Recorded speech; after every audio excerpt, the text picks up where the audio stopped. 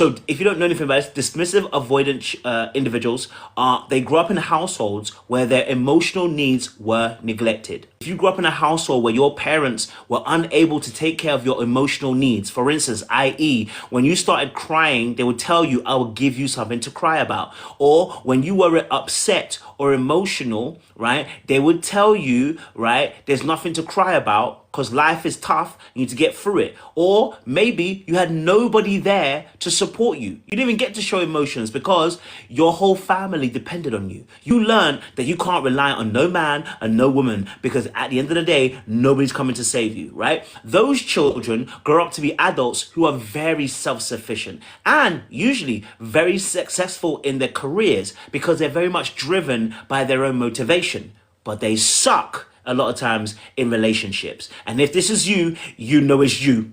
I need you to understand, if this is you and it sounds like you, this is what we need to start talking about to get you in a place of being a better partner in the dating realm and to spotting other people that are better. But here's the problem that we have with you is that your self-sufficiency allows for no one else to come into your life to elevate it.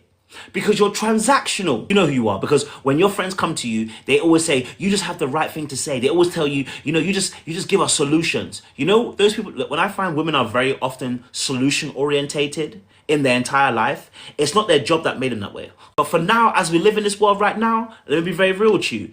Because you show up in a way of being solution orientated, you leave no place for a man to solve your problems for you. And what you don't recognize is for the men, they need to feel needed in your life and you don't need them.